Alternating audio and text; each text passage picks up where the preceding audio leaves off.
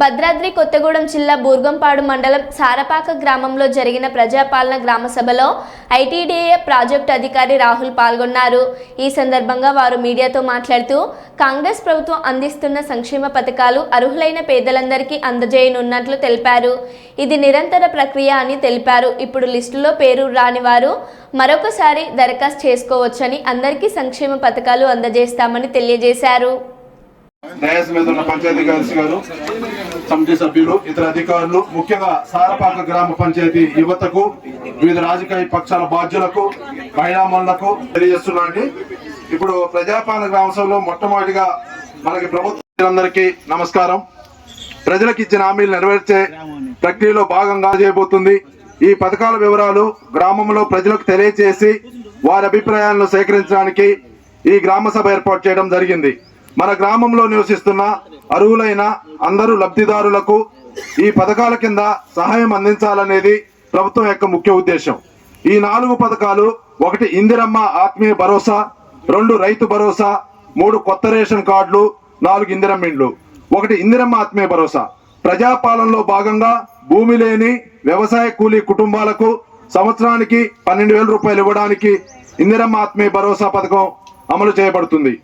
మహాత్మా గాంధీ జాతీయ గ్రామీణ ఉపాధి హామీ పథకంలో నమోదు చేయబడి 2023-24 ఆర్థిక సంవత్సరంలో కనీసం 20 రోజులు పనిచేసిన భూమి లేని వ్యవసాయ కూలీ కుటుంబానికి ఈ ఆర్థిక సహాయం అందించడం కోసం ఏర్పాట్లు చేస్తున్నాము. పై కార్యక్రమాల్లో ఇంకనూ మిగిలిపోయిన అర్హులైన లబ్ధిదారుల నుండి దరఖాస్తులు స్వీకరించి వారిని కూడా ఇందిరమ్మ ఆత్మీయ భరోసా పథకంలో, రైతు భరోసా, వ్యవసాయ అభివృద్ధి మరియు రైతు సంక్షేమమే మన ప్రభుత్వం మొట్టమొదటి ప్రాధాన్యత అంశం.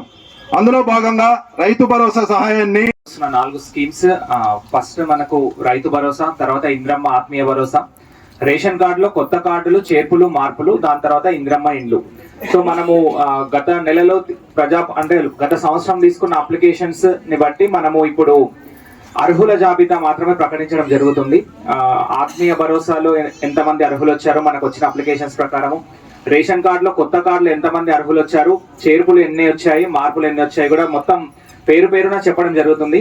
ఇందిరమ్మ ఇండ్లలో కూడా ఇండ్ల స్థలం లేని వారు అప్లై చేశారు, ఇండ్ల స్థలం ఉన్న వాళ్ళు అప్లై చేశారు. సో అప్లై చేసిన వాళ్ళు అర్హుల జాబితా ఎంత వస్తుంది చెప్పడం జరుగుతుంది. పేరున వారి పేరు కూడా ప్రకటించడం జరుగుతుంది. సో అందరూ జాగ్రత్తగా విని వాళ్ళ పేరు ఉందో లేదో చూసుకోగలరు. అట్లాగనే రైతు భరోసాలో మాత్రం అర్హత లేని వారి పేర్లు మాత్రం చెప్పడం జరుగుతుంది. అంటే మనము భూమి ఉంటుంది కానీ అక్కడ వ్యవసాయం చేయట్లేదు అన్న భూములు ఏవైతే ఉన్నాయో అవి మనము అగ్రికల్చర్ డిపార్ట్మెంట్ వాళ్ళు ఐడెంటిఫై చేశారు. సో దాంట్లో మాత్రం అనర్హుల జాబితా చెప్పడం జరుగుతుంది. అది కూడా దయచేసి గమనించగలరు. ఇది అర్హుల జాబితా ప్రకటన మాత్రమే. మన గవర్నమెంట్ చాలా స్పష్టంగా చెప్పింది.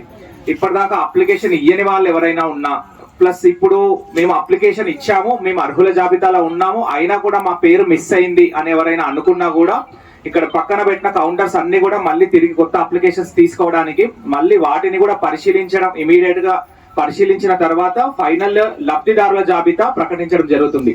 సో ఇది ఇప్పటిదాకా వచ్చిన అప్లికేషన్స్ లో అర్హుల జాబితా. ఇంకెవరైనా అప్లికేషనే ఇవ్వలేదు ఇప్పటిదాకా, మేము వేరే ఊర్లో ఉన్నాము, ఆ టైంలో మేము ఇంటి దగ్గర లేము, అట్లాంటి వాళ్ళు కూడా కొత్తగా అప్లై చేయొచ్చు.